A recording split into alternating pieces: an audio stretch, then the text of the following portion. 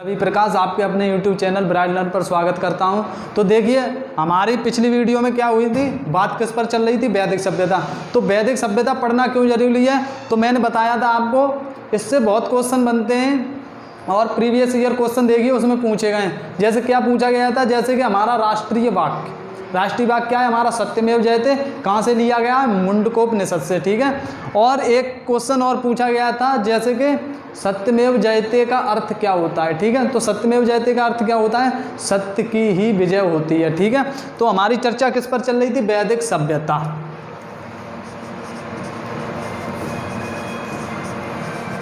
वैदिक सभ्यता। तो मैंने बताया था वैदिक सभ्यता के कितने भाग हैं, 2। वैदिक सभ्यता के 2 भाग हैं, ठीक है। क्या एक क्या थी, पूर्व वैदिक सभ्यता,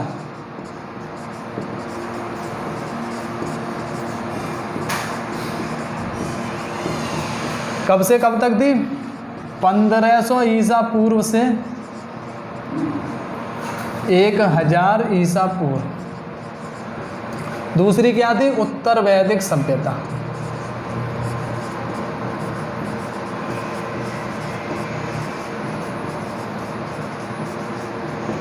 कब से कब तक, 1000 ईसा पूर्व से कब तक, 600 ईसा पूर्व, ठीक है। ये मैंने पूर्व वैदिक सभ्यता को क्या कहते हैं, ऋग्वैदिक सभ्यता, ठीक है। तो हमारी पिछली वीडियो में क्या हुआ था, इस पर हमारी चर्चा हो चुकी थी, ऋग्वैदिक कालीन सभ्यता पर। अब हमारी किस पर चर्चा होगी, उत्तर वैदिक सभ्यता पर, ठीक है। उत्तर वैदिक सभ्यता।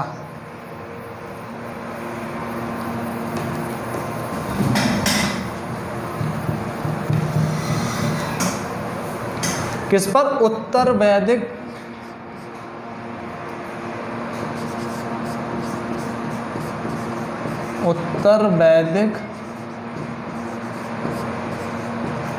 यहां से क्वेश्चन पूछे गए हैं आपके, ठीक है। उत्तर वैदिक सभ्यता, समय क्या है इसका, अभी बताया था आपको, 1000 ईसा पूर्व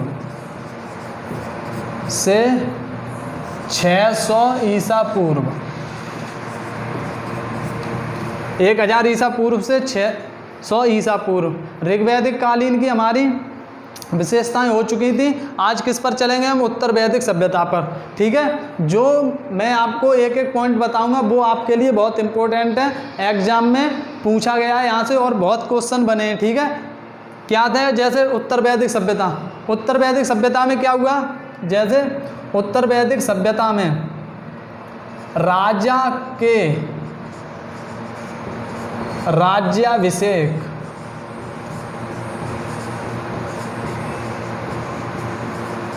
राजा के राज्याभिषेक के समय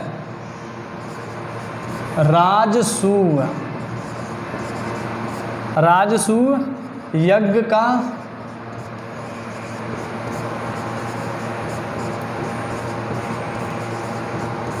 अनुष्ठान किया जाता था।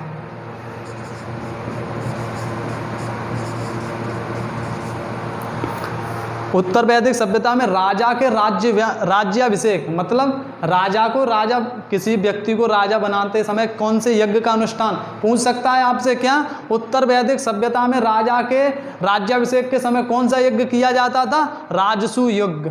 और ये भी पूछ सकता है, उत्तर वैदिक की जगह आपसे क्या दे सकता है, ऋग्वैदिक सभ्यता में राजा के राज्याभिषेक के समय कौन सा यज्ञ किया जाता था, ऑप्शन दे देगा आपको। और लेकिन ऋग्वैदिक सभ्यता में राजा के बनने के समय कोई यज्ञ नहीं किया जाता था, ठीक है।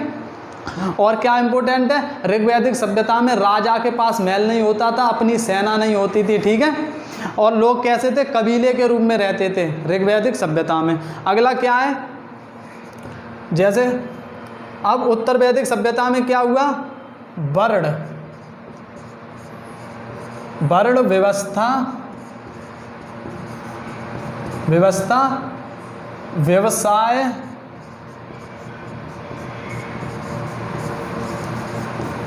की वजह,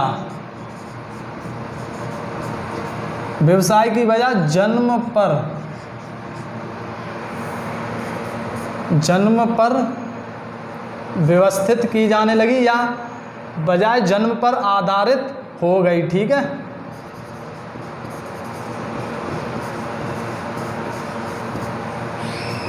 आधारित थी किसमें? उत्तर वैदिक। ये उत्तर वैदिक सभ्यता चल रही है। ठीक है, आपकी क्या हुआ? वर्ण व्यवस्था व्यवसाय के बजाय जन्म पर आधारित थी। लेकिन ऋग्वैदिक सभ्यता में क्या था? व्यवसाय पर आधारित थी वर्ण व्यवस्था। वर्ण व्यवस्था क्या होती है? कितने वर्ण थे? सबसे पहले क्या थे? ब्राह्मण, दूसरे क्षत्रिय, तीसरे वैश्य और चौथे शूद्र। ब्राह्मणों का कार्य क्या था? पूजा और पाठन। क्षत्रियों का कार्य अपने राज्य की सेवा करना, युद्ध लड़ना। ठीक है, वैश्य का कार्य क्या था? व्यापार करना। शूद्र का कार्य क्या था? अब तीनों वर्णों की सेवा करना। ठीक है, ये याद रखना है आपको। ऋग्वैदिक में व्यवस्था, वर्ण व्यवस्था किस पर आधारित थी? व्यवसाय पर। और उत्तर वैदिक सभ्यता में क्या हुआ? जन्म पर आधारित हो गई। ठीक है, अब एक और अगला क्या है पॉइंट? तो उत्तर वैदिक काल में, शॉर्ट में लिख दे रहा हूं। ठीक है, उत्तर वैदिक काल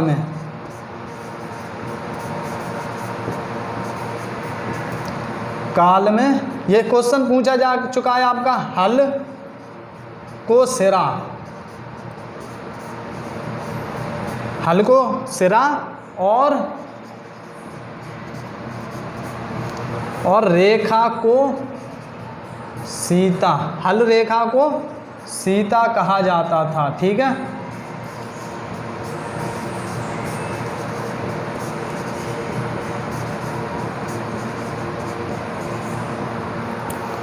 उत्तर वैदिक काल में हल को सिरा और हल रेखा को क्या? सीता कहा जाता था। यह आपका पूछा गया क्वेश्चन है। जैसे क्या पूछा था? उत्तर वैदिक काल में हल को कहा जाता था क्या? सिरा।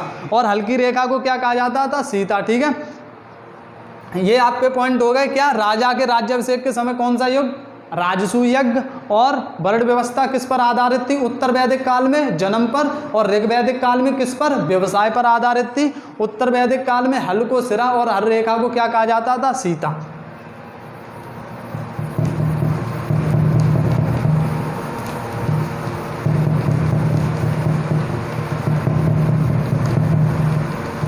अगला पॉइंट क्या है आपका? मुद्राएं। उत्तर वैदिक काल में मुद्राओं को क्या कहा जाता था? ठीक है, उत्तर वैदिक काल में मुद्रा की इकाइयां,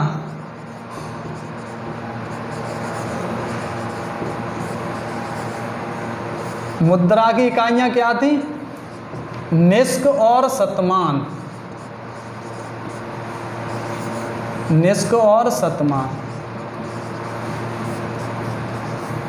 एक एक पॉइंट आपका इंपॉर्टेंट है। उत्तर वैदिक काल में मुद्रा की इकाइयां क्या थी? निष्क और शतमान। लेकिन ये बहुत ही हल्की हैं। ठीक है, कोई भारी मुद्राएं नहीं मिली आपकी।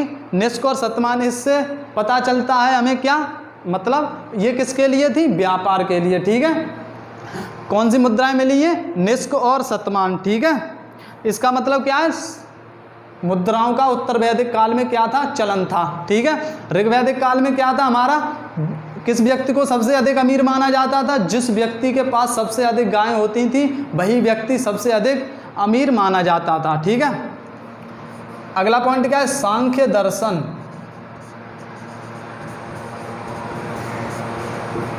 सांख्य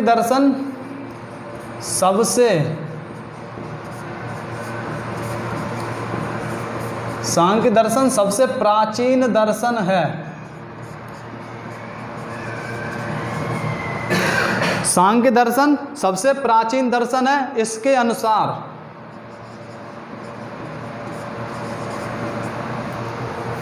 किसके अनुसार? सांख्य दर्शन के अनुसार मूल तत्व कितने हैं? 25 हैं। और पहला मूल तत्व क्या है?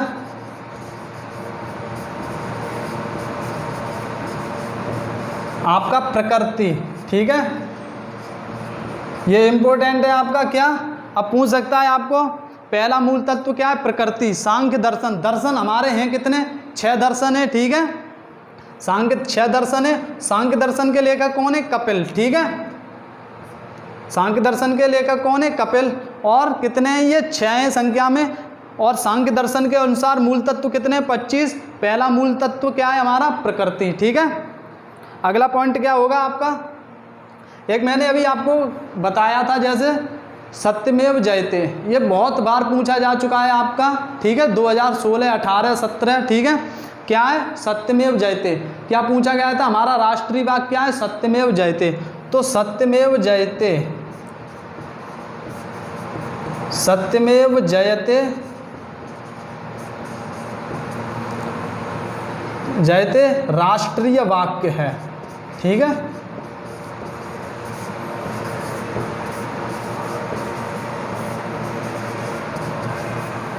सत्यमेव जयते हमारा कहाँ से लिया गया है, मुंडकोपनिषद। ठीक है, यह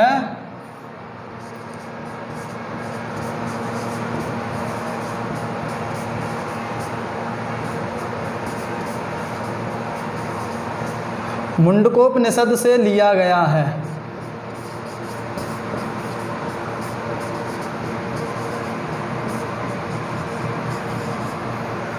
ठीक है, सत्यमेव जयते राष्ट्रीय वाक्य है हमारा और यह मुंडकोपनिषद से लिया गया है।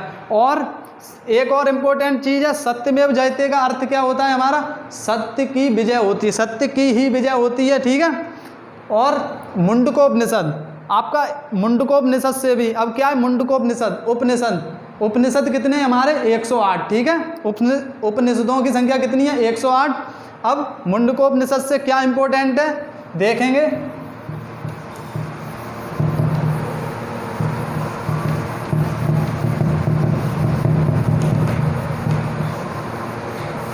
क्या देखिए क्या है मुंडकोपनिषद में,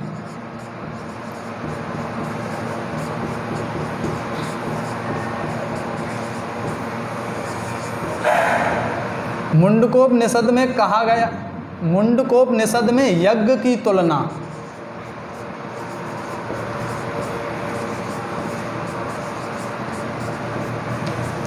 यज्ञ की तुलना टूटी नाव से की गई है।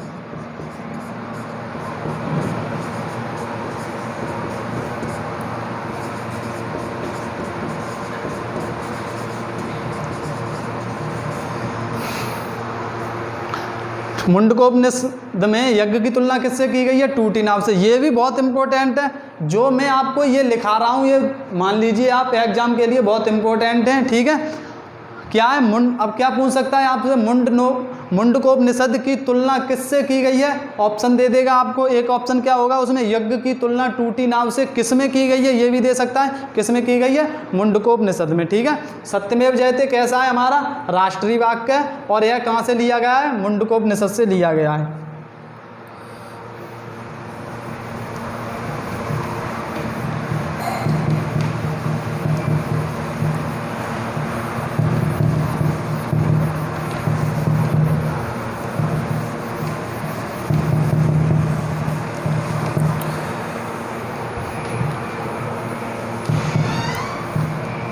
अब देखिए ऋग्वैदिक काल, ऋग्वैदिक काल में हमें किसके घर मिलते थे, झोपड़ी वगैरह मिलती थी, कच्चे मकान मिले हैं। ठीक है, उत्तर वैदिक काल में, अब देखिए उत्तर वैदिक काल में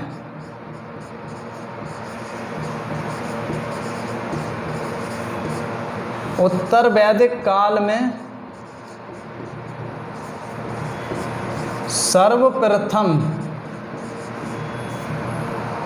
सर्वप्रथम पकी ईंटों के घर,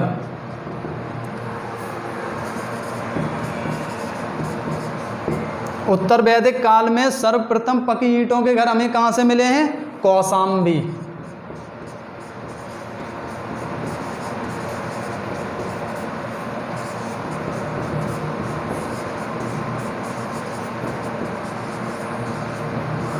कहाँ से मिले हैं, कौशाम्बी। ठीक है, उत्तर वैदिक काल में सर्वप्रथम पकी ईंटों के घर कहाँ से मिले, कौशाम्बी। जैसे कि एक क्वेश्चन आपसे, एक और क्वेश्चन पूछा गया था, वो था आपका ऋग्वेद से संबंधित था, जैसे गायत्री मंत्र। ठीक है, गायत्री मंत्र की रचना किसने की है, ये आपका ऋग्वैदिक सभ्यता से संबंधित है, लेकिन आप इसमें लिख लीजिएगा जैसे गायत्री मंत्र, गायत्री मंत्र की रचना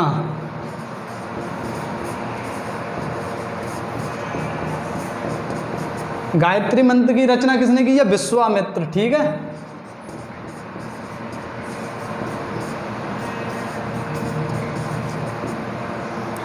अब गायत्री मंत्र की रचना किसने की है? विश्वामित्र ने। ये आपका इंपॉर्टेंट है, आपको ये याद रखना है। ठीक है, गायत्री मंत्र का उल्लेख किसमें है? ये भी आपको याद रखना है। गायत्री मंत्र का उल्लेख किसमें है? ऋग्वेद में। ठीक है,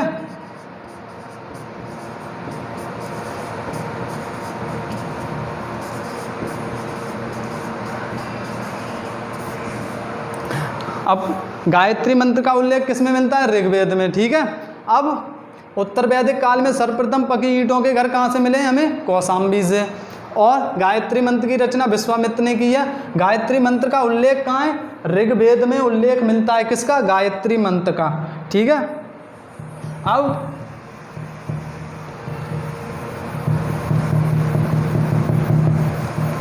अब इससे इतना ही इंपॉर्टेंट है उत्तर वैदिक काल के लिए। ठीक है, अब इसमें 2-3 पॉइंट आपको और क्या आता है, जैसे महाकाव्य कितने हैं। ठीक है, इसी में है आपका उत्तर वैदिक काल से ही संबंधित है महाकाव्य।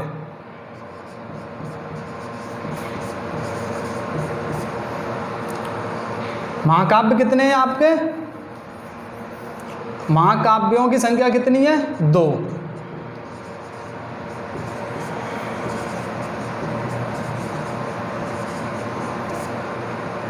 संख्या कितनी है? 2।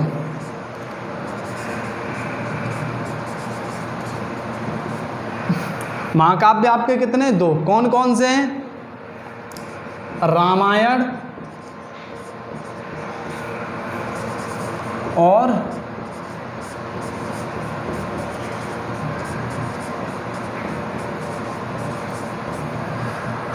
और महाभारत। ठीक है, अब 2 हैं। सबसे पहले रामायण पर चर्चा कर लेते हैं। ठीक है, रामायण के लेखक कौन है? रामायण की रचना किसने की है हमारी? वाल्मीकि, महर्षि वाल्मीकि।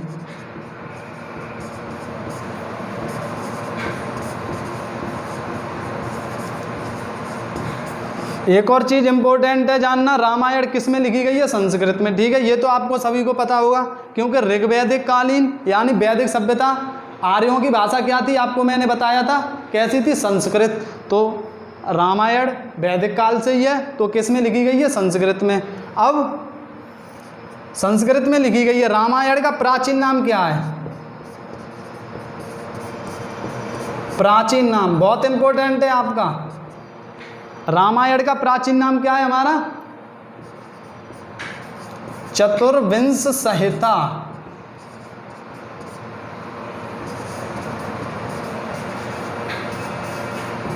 क्या है हमारा?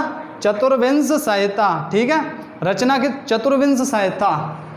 चतुर 4, विंश 4 और 20 संहिता, इसका मतलब क्या है पता है? इसमें कितने श्लोक हैं? 24,000 श्लोक हैं। किसमें? रामायण में। ठीक है, रामायण का प्राचीन नाम क्या है? चतुर्विंश संहिता। कितने श्लोक हैं? 24,000। अब आगे किसकी बात करेंगे हम? दूसरा महाकाव्य क्या है? महाभारत। विश्व का सबसे बड़ा महाकाव्य कौन सा है? महाभारत। ठीक है,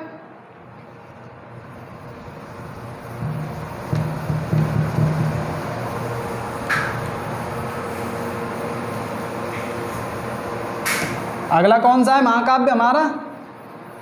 महाभारत।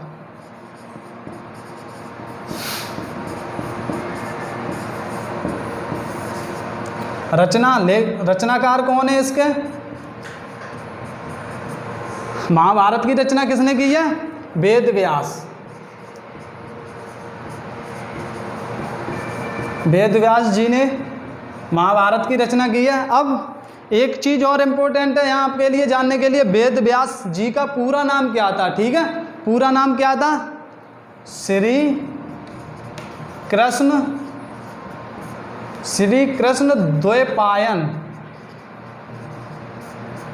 द्वैपायन वेद व्यास।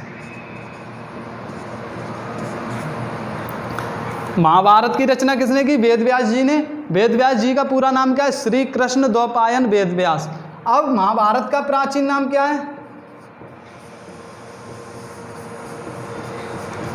आपने एक पढ़ा होगा जय संहिता, ठीक है, एक जय संहिता, एक जय संहिता। और दूसरा प्राचीन नाम क्या है? दूसरा प्राचीन नाम क्या है? सतसहस्र संहिता, ठीक है। क्या है?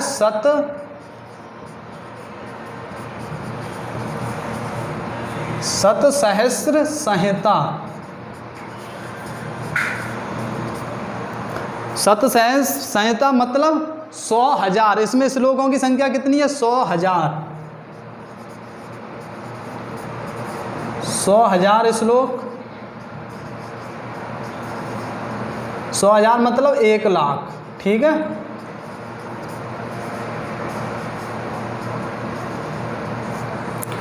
सहस्र क्या नाम है इसका?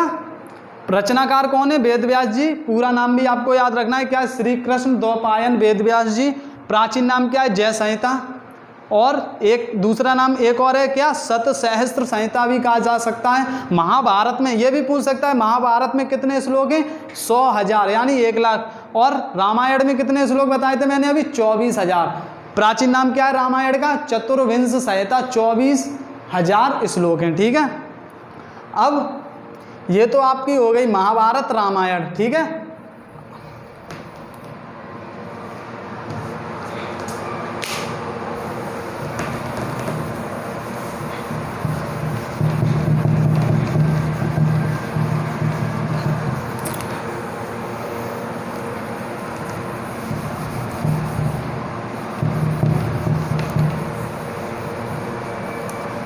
अब ये तो आपका हो गया।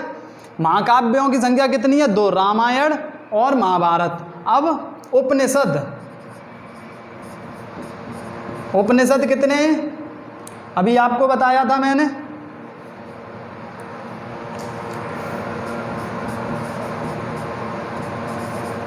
उपनिषदों की संख्या कितनी है?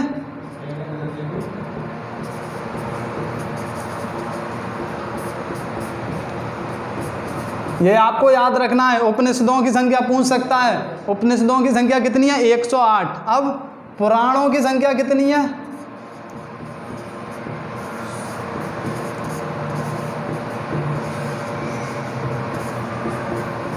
पुराणों की संख्या कितनी है? 18, ठीक है। अब सबसे प्राचीन पुराण कौन सा है? पुराणों की संख्या कितनी है? 18। प्राचीन पुराण, सबसे प्राचीन पुराण कौन सा है हमारा?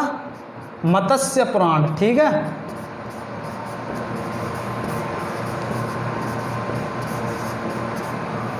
सबसे प्राचीन पुराण कौन सा है? मत्स्य पुराण।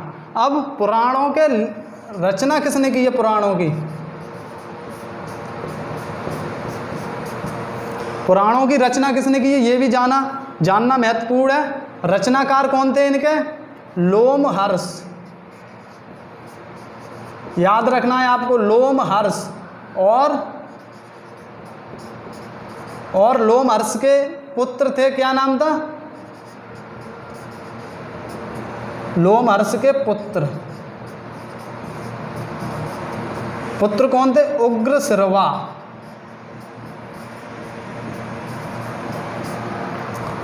पुराणों की संख्या कितनी है हमारी? 18। सबसे प्राचीन पुराण मत्स्य पुराण। और रचनाकार कौन है इनके? लोमहर्ष और उनके पुत्र श्री उग्रश्रवा, ठीक है। अब पुराणों की बात हो गई। अब किसकी बात करेंगे? वेदांग। वेदांग, ठीक है। वेदांग संख्या कितनी है इनकी? 6, ठीक है। वेदांग कितने? 6।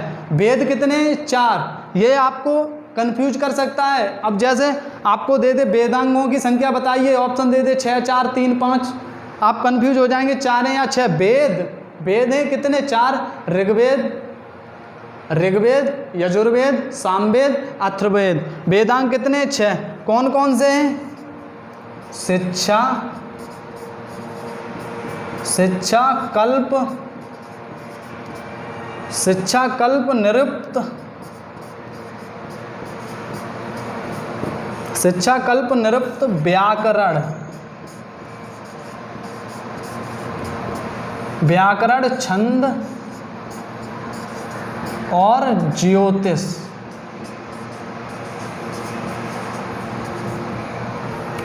वेदांग कितने हमारे? 6। कितने हो गए? 1 2 3 4 5 6। कितने? कौन कौन से? शिक्षा, कल्प, निरुक्त, व्याकरण, छंद, ज्योतिष। अब ये तो आपकी चर्चा किस पर हो गई? वेदांग। अब एक चीज और जाननी है आपको, दर्शन। दर्शन कितने हमारे? दर्शन कितने? 6। ठीक है। कितने हमारे दर्शन? 6। ठीक है। दर्शन कितने हमारे? 6। तो प्राचीन, सबसे प्राचीन दर्शन कौन सा है हमारा? सांख्य। सांख्य सबसे प्राचीन दर्शन कौन सा है? सांख्य। संख्या 6 कौन कौन से हैं? देखिए, सांख्य दर्शन,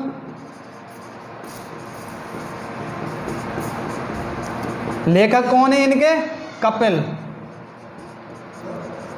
अगला कौन सा है? न्याय दर्शन।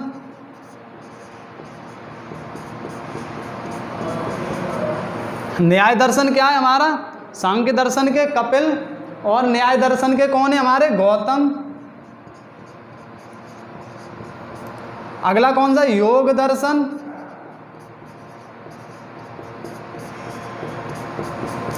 योग दर्शन के कौन है हमारे? पतंजलि। अगला कौन सा है हमारा? वैशेषिक दर्शन।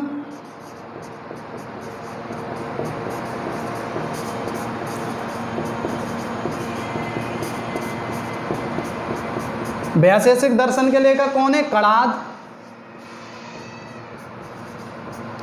अगला कौन सा है? उत्तर मीमांस दर्शन।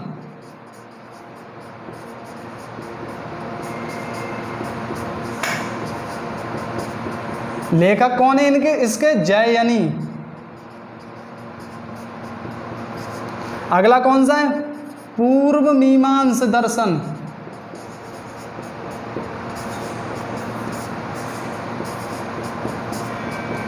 इसके भी लेखक कौन है? जययनी।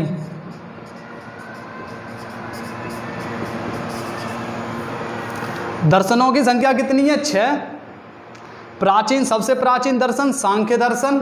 ठीक है। और कौन कौन से 6 दर्शन है? सांख्य दर्शन, कपिल। लेखक कौन है? कपिल। न्याय दर्शन के गौतम, योग दर्शन के पतंजलि, वैशेषिक दर्शन के आपके कणाद, उत्तर मीमांस दर्शन के जययनी, पूर्व मीमांस दर्शन के लेखक कौन है? जययनी। ठीक है। ये कितने दर्शन? 6। तो आज हमारा उत्तर वैदिक सभ्यता का खत्म होती है ये, और कल हमारी क्या चलेगी? कल हमारी चलेंगे जैन धर्म और बौद्ध धर्म। ठीक है। तो कल मैं शुरू करूंगा बौद्ध धर्म, जरूर जुड़िएगा। ठीक है। मिलता हूं कल नई वीडियो के साथ, तब तक के लिए बाय।